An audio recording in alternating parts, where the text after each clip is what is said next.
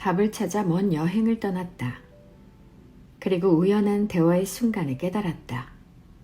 바로 내가 답이었음을. 사람은 누구나 단 한 번의 인생을 산다. 따라서 다른 사람을 만난다는 것은 내가 결코 살아본 적 없는 시간을 마주하는 일인 셈이다. 사람의 일생을 각기 한 권의 책이라고 한다면 그 책의 페이지를 넘겨 문장을 읽고 이해하는 유일한 방법은 바로 대화일 것이다.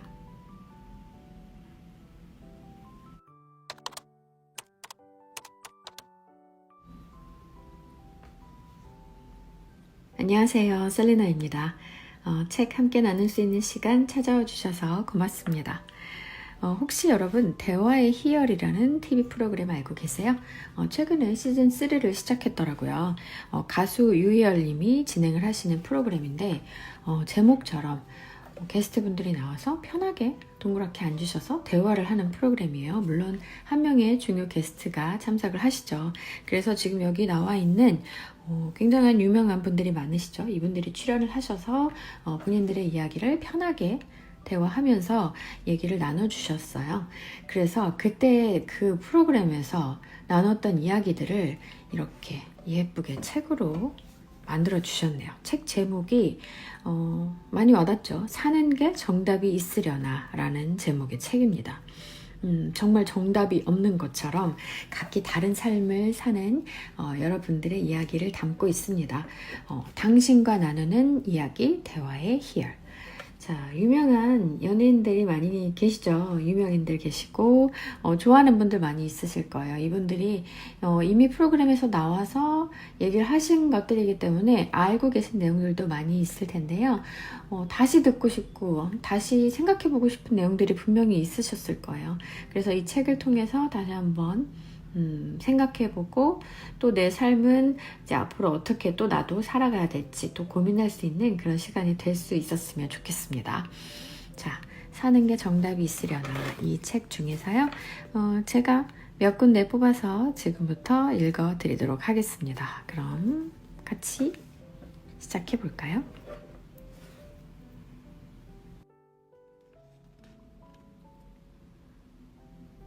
어느 순간에는 잠시 매무새를 다듬어야 해요. 인생의 밀도를 채우는 방법.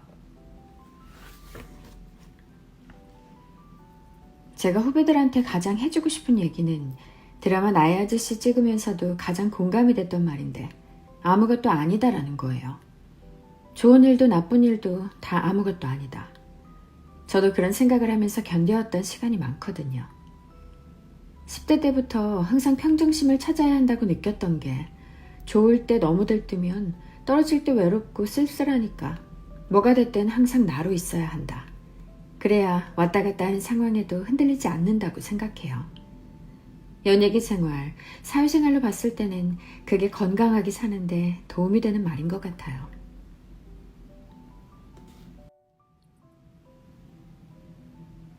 좋은 날 이후 신드롬급 인기를 누리면서 큰 굴곡 없이 활동하는 데 보였던 아이유에게도 슬럼프는 있었다. 아이러니하게도 가수로서 충분히 안정적이고 성공적인 위치에 오른 것으로 보였던 꽃갈피 앨범을 냈던 해였다. 그때는 거의 한 달에 한 번씩 음원을 내며 활발히 일했던 시기였고 많은 사람에게 사랑받으며 객관적인 성과도 충분히 좋았지만 문득 일종의 매너리즘에 빠졌다. 그동안 해온 것들이 그저 우연이고 운이었던 것처럼 여겨지며 이게 정말 내 능력일까? 하고 자신에 대한 의심이 차올랐다. 데뷔 초에도 무대에서 긴장하는 편이 아니었는데 그 즈음에는 무대에 서는 것이 두려워 처음으로 신경 안정제를 먹고 무대에 올랐다. 아직까지도 정확한 이유는 잘 모르겠는데 그동안 해왔던 것들이 다 내 것이 아닌 것 같다는 생각이 크게 들어서 불안했던 것 같아요. 그런데 일은 잘 되니까 잘 되는 대로 더 불안한 거예요. 계속해서 거품이 만들어지는 것 같은 느낌? 그런데 어느 순간 거품이 다 빠지고 딱 밀도 있게 압축해서 봤을 때 내가 이 정도밖에 안 될까 봐 그게 좀 무서웠어요. 옆에서는 다들 충분히 잘 해나가고 있다고 하는데 스스로는 허공을 딛고 나아가는 것처럼 불안했다. 사람들이 보는 내가 실제의 내가 아닌 것 같고 지금 대중으로부터 쏟아지는 사랑도 내게는 온전히 받을 자격이 없는 것 같았다. 객관적으로 보면 자신이 걸어온 길이 분명한데도 실체가 없는 듯 막연했고, 세상은 나에게 더없이 친절한데 언젠가 내가 이걸 다 망칠 것 같은 생각이 들어 괴로웠다. 특히나 아이유를 늘 따라다니는 수식어 중 하나는 어린 나이에 참 잘한다였다. 그런데 시간이 지나면 당연히 나이는 먹는 것인데 어리다는 수식어를 빼고도 계속해서 잘한다는 평가를 받을 수 있을까 하는 고민도 있었다. 대중들은 끊임없이 새로운 것, 더 나은 것을 바랄 텐데 언제까지 계속 성장할 수 있을까? 키가 자라는 걸 그 순간에는 모르는 것처럼 나의 성장을 실시간으로 볼 수 없으니 매일이 그저 불확실의 연속일 수밖에 없었다. 심지어 불현듯 어제의 내가 오늘의 나와는 다른 사람인 것처럼 느껴지는 순간들도 생겼다. 돌이켜보면 태어나서 처음 겪는 일들을 어떻게 완벽히 소화시켜야 할지 몰라 잠시 멈춰야 했던 시기가 아니었을까. 자신이 어떤 사람인지, 내가 가진 능력은 어느 정도인지 스스로 확신하고 뜸을 들이기 위해 가끔은 자신의 내면으로 들어가 바닥부터 차근차근 살펴봐야 할 때가 있다. 일에 있어서는 무섭게 성장했지만 남들보다 일찍 사회생활을 시작했기 때문에 준비되지 않은 부분도 분명히 존재했을 것이다. 그러다 보니 어느 시점에서는 잠시 매무새를 다듬으며 균형을 잡을 타이밍도 필요했는지도 모른다. 그때 제가 앞으로 훨씬 더 밀도 있게 살아야겠구나 하고 생각했어요. 내가 갖고 있는 것보다 거품으로 부풀려진 게 많은 것 같아서 너무 불안한 거예요. 그러니까 진짜 꾹꾹 눌러서 내가 할 수 있는 것만 하자. 시간이 오래 걸리더라도 내 밀도를 채우자 싶었어요. 그래서 프로듀싱을 제가 해야겠다고 결심했어요. 불안하면서 근사해 보이게 사느니 초라하더라도 마음 편하게 살아야겠다 싶더라고요. 잘 되든 안 되든 해야겠다고 생각했죠. 사실 그 해는 음원을 많이 내고 반응도 좋았기에 그만큼 아이유를 찾는 무대가 많고 섭외도 물밀듯 몰려드는 시기였다. 연예인으로서 어쩌면 평생 한 번 올까 말까 한 커리어의 최전성기에서 아이유는 모든 걸 멈추고 자신의 밀도를 높이는 데 투자하겠다는 결심을 한 셈이었다. 지금까지는 곡이 성공해도 자신은 좋은 곡에 가창만 했을 뿐이라는 생각에 그 성공이 자신과는 다소 별개라는 느낌이 있었다. 그래서 그 스포트라이트가 일부 거품처럼 느껴졌는지도 모른다. 나의 역할과 결정의 비중이 커질수록 그 일이 성공하든 실패하든 그에 대한 책임도 온전한 내 것이 된다. 자신의 앨범에 직접 프로듀싱을 시작하면서 아이유는 자연스럽게 슬럼프에서 빠져나오며 이를 더 즐길 수 있게 되었다. 마음이 더 편해졌고 지금은 프로듀싱이 치열하면서도 가장 즐거운 일이 됐다. 저는 프로듀싱이 너무 신나고 재미있어요. 곡을 수집하고 곡을 쓰고 가사를 쓰고 콘셉트를 짜고 앨범을 만드는 과정 모두가 너무 좋거든요. 제가 프로듀싱 할 때 표정이 인상을 쓰고 있으니까 사람들은 스트레스를 받느냐고 묻는데 제 마음속은 막 놀이동산의 밤처럼 파티가 열리고 있는 상태예요.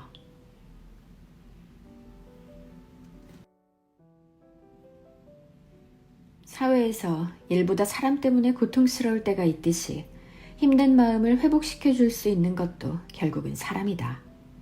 말도 많고 탈도 많은 연예계에서 아이유에게 원동력이 되어준 것은 늘 좋은 인연들이었다.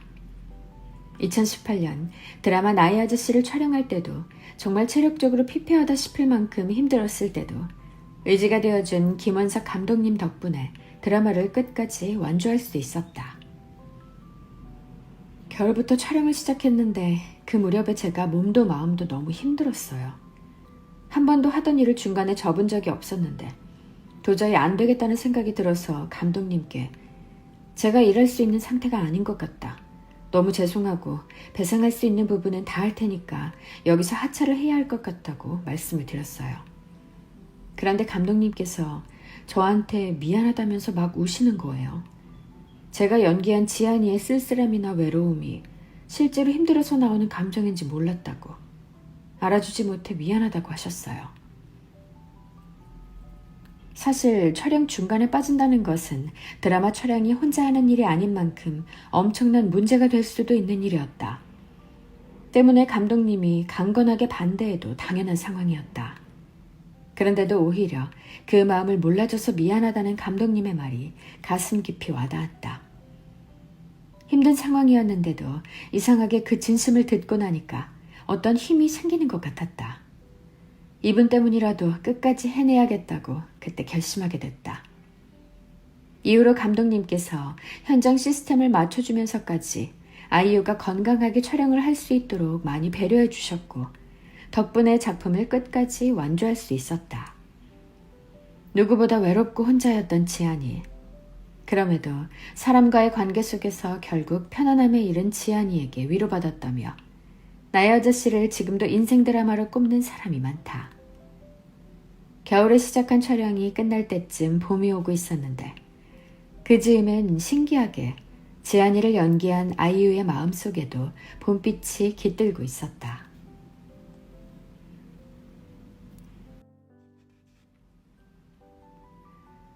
언제나 자신만만하게 행동하세요. 운명을 사로잡는 방법. 밀라노 라스칼라 극장의 관객들은 굉장히 까다롭기로 유명해요. 유명한 성악가가 올수록 어디 얼마나 잘하는지 한번 보자 하는 눈빛으로 쳐다봐요. 아주 작은 실수도 용납을 안 하죠. 나는 오히려 그런 눈빛을 즐겨요. 야유는커녕 숨소리도 못 낼 정도로 잘해주겠다는 투지가 생기죠. 특히 외국인이라고 선입견을 품은 시선을 보면 더 전투적으로 변해요. 조수미가 첫 주연을 맡은 작품은 리골레토라는 오페라였다. 이전까지는 단 한 번도 동양인이 그 나라 오페라의 주연을 맡은 적이 없었다. 사실 이방인이 무대에 선다는 것부터가 기적이었다. 하지만 캐스팅이 됐다 하더라도 역시 현장의 분위기는 어쩔 수 없었다. 한 달의 리허설 기간 동안 지휘자, 무대 감독, 같이 공연하는 동료들의 얼굴에선 모두 조수미를 꺼리거나 무시하는 기색이 역력했다. 동양인이랑 공연하는 게 처음이고 한국을 조금도 몰랐을 테니까 모두 저에게 낯을 가리고 경계했어요. 또 제가 굉장히 어린 나이인 20대 초반에 데뷔를 했잖아요. 심지어 그렇게 큰 극장의 주인공을 맡았으니 저도 좀 당황스러운데 그분들은 어땠겠어요. 그래서인지 그때 제게 어떻게 하라고 도움을 준 사람이 한 명도 없었어요. 이 길을 갔던 분들이니 뭔가 조언을 해줄 법도 한데 아무도 그런 역할을 해주지 않더라고요. 심지어 연습을 할 때 지휘자가 동료들 앞에서 사사건건 노골적으로 핀잔을 주며 무시하기 일쑤였다. 다르게 생겼다는 이유로 그들의 문화를 이해하지 못하리라 생각하고 질에 거리를 두는 것이 억울하고 괴로웠다. 그 누구보다 이 배역을 위한 만반의 준비가 되어 있고 이 공연을 멋지게 소화해낼 자신의 모습이 너무나 선명하게 떠오르는데 그들에게는 다른 세계의 이방인일 뿐이었다. 마침내 데뷔 공연 날 조수미는 무대에 오르기 전 의연히 장미꽃 한 다발을 지휘자에게 보냈다. 오히려 더 어른스러운 포용력을 보여주며 실력으로 존재감을 증명해내고 싶었다. 지휘자는 당황한 듯 급히 장미꽃 6송이로 화답했다. 그렇게 준비 기간 내내 다소 불편하고 어색했던 분위기를 떨치고 무대 위에 서는 순간 다른 모든 것은 중요하지 않았다. 바로 이거야. 이게 내가 기다리던 거였어. 조수미는 마침내 무대 위에 올라 그동안 준비한 모든 것을 기다렸다는 듯 펼쳐내 보였다. 이미 악보의 처음부터 끝까지 작은 기호 하나까지도 완벽히 준비해 머릿속으로 수없이 되풀이한 무대였기 때문에 자신감에 충만해 떨리지도 않았다. 데뷔 무대인데도 어색하지 않았고 드디어 있어야 할 제자리를 찾은 듯 온몸의 세포가 생생히 살아 움직였다. 조수미의 카덴차는 사람이 낼 수 없을 것 같은 소리와 끊어질 듯 우아하게 이어지는 기교로 관객들이 숨쉬는 것도 잊은 채 무대에 몰입하게 만들었다. 그렇게 조수미는 이탈리아 5대 극장의 하나인 트리에스테 베르디에서 상황리에 데뷔했다. 신인으로 무대에 올랐지만 내려올 땐 프로의 탄생이었다. 무대가 끝나자 동료들이 자신이 받은 꽃다발을 모두 조수미에게 안겨주며 아낌없는 축하를 퍼부었다. 지금까지의 불편함과 어색함은 완벽한 무대 앞에서 눈 녹듯 사라져 내렸다. 낯설던 동양인이지만 이제 진정한 동료로 받아들이고 존중하지 않을 이유가 없었다. 공연 다음 날 어머니에게 전화해 소식을 알리자 누구보다 기뻐했다. 현장에서 볼 수 있었다면 더할 나위 없이 좋았을 테지만 경제적인 여건 등으로 이탈리아까지 올 수 있는 상황은 아니었다. 하지만 어머니가 그토록 바라던 프리마돈나의 모습을 이루었다는 데서 오는 기쁨과 뿌듯함은 생생하게 느껴졌다. 옛날부터 하던 놀이가 있어요. 셈치기 놀이라고. 어릴 때 제가 원하는 걸 완벽하게 다 가질 수 없으니 어머니가 있는 셈 치자라고 했거든요. 예를 들면 크리스마스인데 트리를 살 형편이 못 되니까 트리가 있는 셈 치는 거예요. 그럼 갑자기 눈앞에 너무 아름답고 반짝거리는 트리가 나타나곤 했어요. 그러니까 그날도 사실 제가 생각지도 못한 멋진 카덴처와 노래를 잘할 수 있었던 건 어머니가 있는 셈 쳤기 덕분이었어요. 앞에 이 노래를 들어야 할 어머니가 보이니까 평소보다 힘이 나고 훨씬 잘할 수 있었어요. 대개 공연이 끝난 뒤에는 거울을 보며 조용히 오늘 공연을 차근차근 되짚어본다. 잘했을 때의 뿌듯함보다는 연습만큼 해내지 못했을 때의 아쉬움이 더 크게 떠오른다. 만족보다는 완벽한 결과를 위해 끊임없이 스스로를 채찍질하는 것이 최고의 소프라노에게는 더 익숙한 대색입니다. 그런데 음악가 나 둘뿐이던 조수미의 고립된 세상에 언제부턴가 더 큰 세상이 다가와 눈을 마주쳤다. 어느 정도 성공을 이룬 뒤에는 더 큰 무대에 서야겠다는 목표보다 나 자신과의 싸움이었어요. 오직 내가 원하는 음악을 위해서 저만의 고립된 섬에서 끝없이 연습하고 매달렸어요. 그러다 가끔 빼꼼 문을 열고 세상을 슬쩍 둘러보면 여기저기 시끄럽고 정신없는 모습이 보여요. 그럼 못 본 채 하고 얼른 문을 닫고 악보를 들여다보고 무대를 준비하면서 그렇게 살았어요. 늘 음악과 나만의 섬에서 몰두하던 조수미는 어느 날 문을 열고 나가 그동안 모르던 세상의 얼굴을 덜컥 마주하고 말았다. 저는 음악이 모든 걸 다 치유할 줄 알았어요. 내가 음악을 잘하면 내 세상은 언제나 아름다울 것이고 온 세계가 음악이 주는 혜택을 받겠지 하고 생각했죠. 그런데 그게 아니더라고요. 음악은 사치일 뿐 당장 의식주가 급한 사람이 세상에 너무 많았어요. 그동안 막연하게 알면서도 외면했던 세상이었다. 당장 연습이 바빴고 나에게 주어진 책임을 완수해야 했다. 세계를 돌아다니면서 사람들의 힘든 삶을 들여다보는 것은 두렵고 피하고만 싶은 일이었다. 터닝포인트는 브라질 공연을 준비하던 때였다. 언제나처럼 호텔에서 컨디션 관리를 하며 다음날 공연을 준비하는데 친구가 빈민촌 파벨라에 가보지 않겠느냐고 제안해왔다. 위험할 수도 있겠다는 걱정에 거절했지만 그래도 한번 가보는 게 좋겠다고 친구가 재차 권해서 용기를 내어 빈민촌에 발을 디뎠다. 그리고 눈앞의 현실에 귀가 막혔다. 아이들이 씻지도 못한 채 맨발로 걸어다니고 집안은 사람이 살기 어려울 정도로 지저분하고 참담했다. 그곳에서 돌아오면서 많은 걸 느꼈어요. 내가 이 사람들한테 줄 수 있는 게 뭘까? 내가 가서 아름다운 음악을 한다고 한들 이 사람들이 과연 그걸 느낄까? 당장 먹을 게 없을 텐데. 솔직히 그 즈음에 굉장히 힘들었어요. 그 광경을 보고도 저는 아주 럭셔리한 호텔에서 습도를 맞춰 목 컨디션을 조절하고 아름다운 무대에 서서 노래를 불러야 했어요. 이건 옳지 않다는 생각이 들더라고요. 눈과 귀를 닫았던 시간이 참 길었다는 사실을 깨달았다. 지금까지 해온 완전 무결한 음악은 이 세상에 어떤 의미였을까? 이제는 나만의 섬에 갇혀있지 말고 밖으로 걸어 나와야겠다는 결심이 들었다. 그 이후로는 유네스코 자선 콘서트를 하거나 재능 기부로 아이들을 가르치는 등 도움이 될 만한 여러 활동을 찾아 시작했다. 세상을 정면으로 마주해 외면하던 세계와 소통하기 시작하니 또 다른 삶의 기쁨이 다가왔다. 이렇게 적당히 하는 법 없이 온 힘을 다해 살아온 조수미의 매 순간은 스스로를 더 나은 사람으로 만들었다. 누군가에게는 버겁고 때론 괴로울 수 있는 순간조차 조수미에게는 모두 값지고 소중한 날들이었다. 자신에게 스며든 음악의 기적을 무대에서 펼쳤듯 오늘도 조수미의 노래가 누군가에게 기적으로 가 닿고 있지 않을까. 음악은 언제나 알맞은 자리에서 놀라운 힘을 발휘하니까 말이다.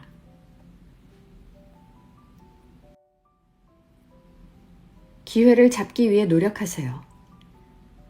평범함을 빛내는 방법. 저에 대한 편견이 많았어요. 네가 심사를 할 수 있겠느냐라는 자격 논란이 거셌으니까.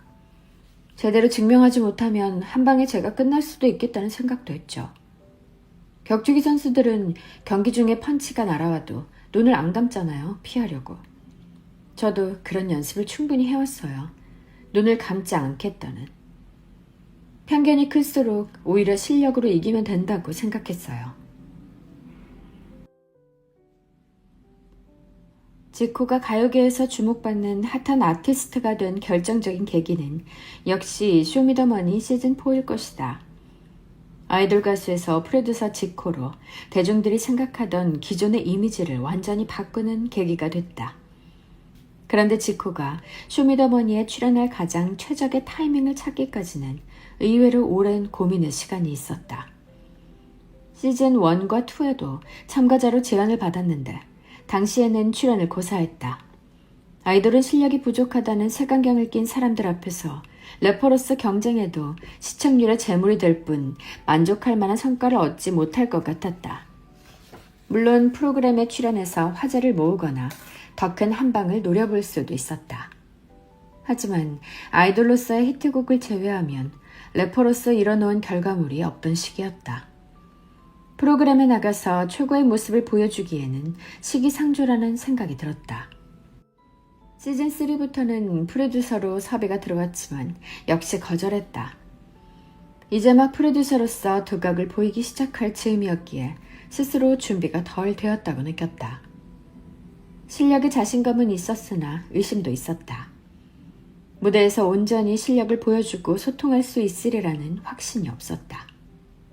그리고 시즌4에 프로듀서 제안이 왔을 때 지코는 마침내 쇼미더머니에 출연하기로 마음먹었다. 왜일까? 그때는 할 수 있을 것 같았다. 자신의 존재감을 드러내기에 워밍업은 충분하다고 생각했다. 그때가 2015년이었어요. 곡도 활발히 만들었고 랩도 술술 잘 나오고 생각도 엄청 많을 때였죠. 굉장히 에너지 있고 생동감 넘치는 생각을 많이 했어요. 당시 댓글이나 커뮤니티 반응에 움찔했던 순간들이 많아서였는지 본격적으로 인정투쟁을 벌일 준비를 마친 거죠. 지금은 주변도 돌아보고 천천히 걷거나 뒷걸음칠 줄도 알지만 그때는 에너지가 제어되질 않았어요. 잠깐 멈추면 그대로 넘어질 수도 있을 정도로요. 지코가 프로듀서로 합류한다는 기사가 나자 누가 누구를 심사하느냐는 논란을 비롯해 악플도 상당히 많았다. 아직 신인 티를 다 벗지 못한 알려지지 않은 프로듀서가 나온다고 하니 의심하는 시선이 많을 수밖에 없었다. 하지만 크게 연연하지 않았다. 잃을 게 없다고 생각했다. 21살부터 프로듀서로 활동했는데 사람들은 쉽게 지코를 인정하지 않았다. 앨범을 제작할 때도 다른 작곡가들이 음악 얘기를 할 때는 은근히 무시했고 실제 작업은 남이 다 해주고 이름만 올리는 거라고 오해하는 이도 많았다. 결국 실력으로 보여주는 수밖에 없다고 생각했고 논란이 많을수록 오히려 기대되는 마음도 있었다. 아무리 욕을 먹어도 내가 가진 것들에 대한 자신이 있었다. 다만 아직 그걸 꺼내서 보여주기 전일 뿐이다. 오히려 편견의 시선이 많을수록 반전을 보여줬을 때 반응이 폭발적이리라는 생각이 들었다. 재능 있는 참가자들이 지코라는 프로듀서를 만나 좋은 결과물을 만든다면 증명은 충분할 것이다. 다만 한편으로는 한 방에 반전을 터뜨리지 못하면 최악의 결과를 얻을 무모할 수도 있을 도전이었다.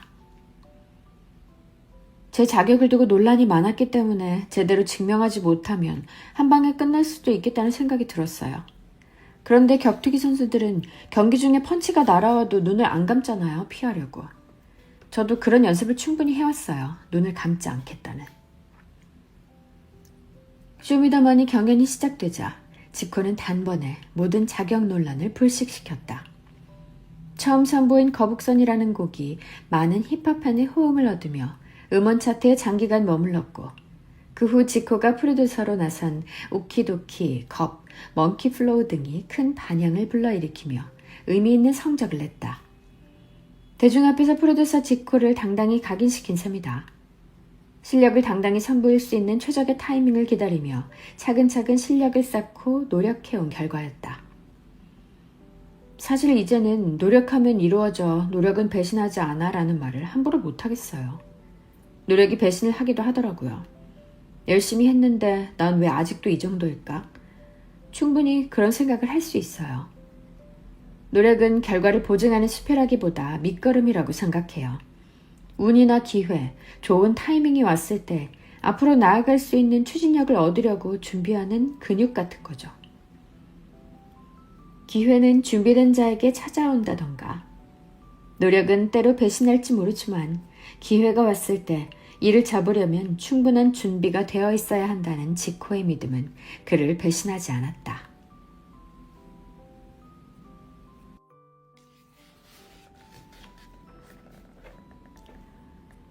한 가지는 꼭 잘하는 게 있으니 확신을 가지세요. 목표를 설정하는 방법. 우연히 찍게 된 춤 영상이 유튜브에서 순식간에 20만 뷰가 나오더라고요. 일반 무대에서는 아무리 많아도 몇백, 몇천 관객이 전부였는데 그렇게 많은 사람이 내 춤을 보다니 처음 겪는 일이었죠. 그때 온라인이 또 하나의 무대가 될 수 있다는 걸 깨달았어요. 우리가 춤출 무대는 앞으로 여기가 될 거야.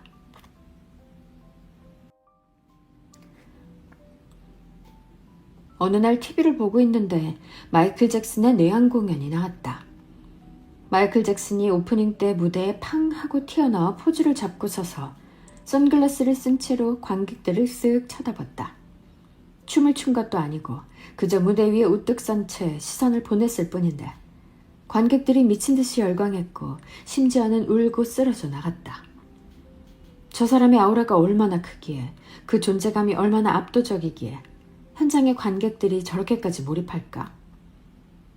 언젠가 나도 한 번쯤은 그런 아우라를 가진 사람이 되고 싶다는 생각이 마음 깊은 곳에서 둥실 떠올랐다. 그리고 그때 처음으로 춤을 춰야겠다고 마음을 먹었다. 아버지에게 말했더니 동네 작은 청소년 문화센터의 댄스 수업에 등록해 주셨다. 돌아보면 공부에도 학교에도 흥미를 붙이지 못하던 소극적인 딸에게 지푸라기라도 쥐어주고 싶은 마음에 흔쾌히 춤을 허락하지 않았을까. 그렇게 처음 댄스 수업에서 춤을 접했던 순간이 아직도 매우 선명하다. 선생님이 다이아몬드 스텝이라는 4박자의 기본 스텝을 가르쳐줬는데 태어나서 느껴본 적 없는 새로운 감각이 몸을 스쳐갔다. 학교에서 수학 선생님에게 아무리 설명을 들어도 이해되지 않던 느낌과 달리 머리와 몸이 배우는 족족 흡수했다. 이게 바로 적성일까? 잘할 수 있을 것 같았다. 주변에 많은 친구가 잘하지 못하고 어려워했다. 내가 남보다 뭔가 더 잘한다는 기분, 내가 무언가 잘하는 일을 발견하는 기분을 그때 처음으로 느꼈다. 리아킴의 인생에 춤이 스며들기 시작한 결정적인 첫 순간이었다. 춤을 추는 것 자체가 너무 신나고 좋아서 집에 가는 내내 다이아몬드 스텝으로 걸었다.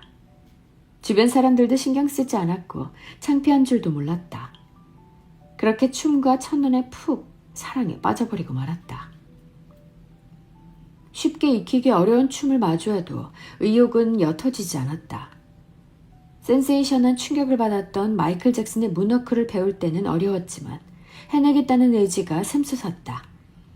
집에서 거울 대신 깜깜한 베란다 유리에 비치는 자신의 모습을 보면서 밤새도록 연습을 했다.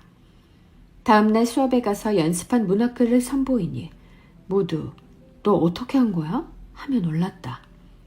나도 한 가지는 잘하는 게 있다. 그리고 더 잘하고 싶다는 마음이 원동력이 되어 춤 연습만큼은 아무리 해도 지치지 않았다. 나중에 친구들이 말하기로는 제가 사실 몸치라는 거예요. 타고난 게 아니라고요. 그냥 정말 열심히 한 덕분에 좋은 춤을 췄다고 하더라고요. 그런데 그때 저는 노력한다고도 생각하지 않았어요. 그냥 좋아서 재미있어서 푹 빠져 있었죠. 어쩌면 무엇을 좋아하는 마음을 가지는 것 자체가 재능이 아닐까 해요. 고등학교를 졸업하고 나서도 배움에 대한 열정은 커지기만 했다. 대학에 진학하는 대신 일정 금액의 수강료를 내면 모든 클래스를 자유롭게 들을 수 있는 재즈 댄스 학원 무제한 수강권을 끊었다. 그렇게 1년 정도는 아침에 눈 뜨면 스트레칭 후 바로 학원에 가서 춤추고 끝나면 또 원래 하던 힙합 댄스를 배우는 빠듯한 스케줄을 소화했다. 대학에 간 친구들은 학교에 가서 수업을 듣잖아요. 친구들이 하루에 몇 시간쯤 수업을 들을지 계산해서 그것보다는 더 많은 연습을 해야 친구들보다 더 잘 될 수 있다고 생각해서 고등학교 다닐 때보다 더 열심히 춤을 췄어요. 그때는 춤추면 날라리라는 시선도 있었거든요. 그렇지 않다는 걸 보여드리려면 정말 성실하게 열심히 연습해야 한다고 생각했어요. 사실 온갖 춤을 섭렵하고 다니는 리아킴을 걱정하는 선배도 많았다. 춤을 추더라도 특정 장르에 집중해 한 우물만 파는 게 좋다는 생각이 지배적이었기 때문이다. 하지만 배우고 싶은 춤을 하지 않고는 참을 수 없었다. 다른 사람들의 방식을 기준 삼아 내 방향을 정하고 싶지는 않았다. 내가 원하는 만큼 하자. 내가 믿는 방향으로 가자라고 생각하며 마음 가는 대로 움직였다. 지금 와서 생각하면 많은 장르를 배우는 게 자산이 됐다. 표현 가능한 느낌과 영역이 다양해져 원하는 이미지를 몸으로 구현해낼 방법이 많아진 셈이었다. 그중 가장 좋아하는 춤은 팝핀으로 근육을 순간적으로 튕겨내는 춤이다. 팝핀과 강렬한 첫 만남은 한 퍼포먼스 대회에서 이루어졌다. 위너스라는 댄스 크루의 멤버들이 관절을 하나하나 꺾으며 춤추는 걸 보고 엄청난 충격을 받았다. 그전까지 부드러운 웨이브만 추던 리아킴에게는 접해본 적 없는 새로운 세상이었다. 난 이걸 꼭 배워야겠다. 저걸 내 몸으로 꼭 구현하고야 말겠다. 이런 생각으로 무작정 단장님을 찾아갔어요. 공연에서 보니까 너무 멋있던데 어떻게 하는 거예요? 하고 물어보면서 다짜고짜 배우기 시작했죠. 대뜸 찾아와서 춤추는 비법을 알려달라고 하자 당연히 처음에는 황당해하며 얼버무렸다. 고스란히 전해줄 리 없으니 나름대로 연습해서 보여주고 또 다음날 찾아가서 어려운 부분을 물어보면서 조금씩 요령을 배웠다.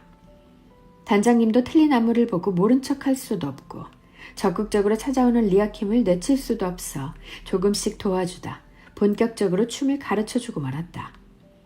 이왕 이렇게 됐으니 아예 팀으로 들어오라는 제안에 결국 리아킴도 위너스 팀원으로 합류했다. 나중에는 그곳에서 선생님으로 다른 학생들을 가르치기까지 했다. 얼떨결에 직장까지 얻은 셈이었다. 리아킴은 13세 이하의 어린 친구들이 속한 영재 육성반 담당이었다.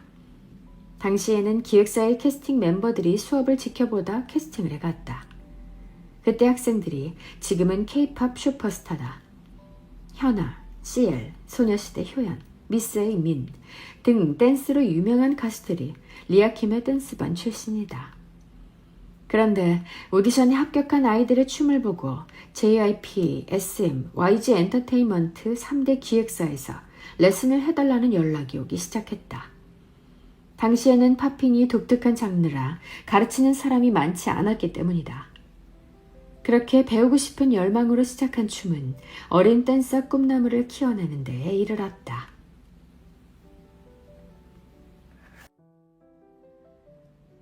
살다 보면 어느 순간부터는 집에서 보는 아내나 방송에서 만나는 제작진, 음반 작업하는 사람들처럼 늘 만나는 사람들만 쳇바퀴처럼 만나게 되더라고요.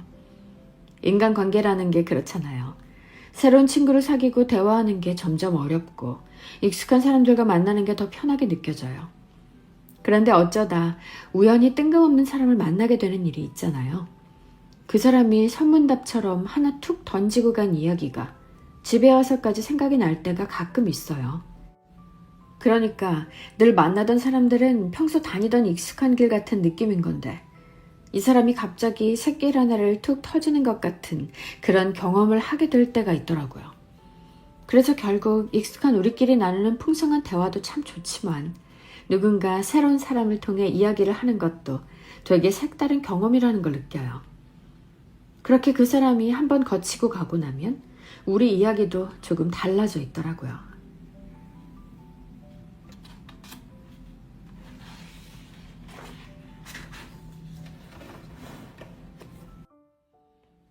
네, 책 잘 들어보셨나요? 좀 아쉬우실 것 같아요. 여러분들이 나오셨는데 제가 몇 분만 소개해드려서 아쉬운 분들은 처음부터 쭉 한번 차근차근 읽어보시면 좋을 것 같습니다. 굉장히 재미있게 읽을 수 있었고 와닿는 부분도 상당히 많이 있는 그런 책입니다. 지금 시즌3가 시작이 돼서 조만간 또 다른 책도 기대해 볼 수 있을 것 같습니다. 네, 재밌는 책 같이 잘 읽어봤고요. 다음에 또 좋은 책으로 찾아오도록 하겠습니다. 고맙습니다. 안녕.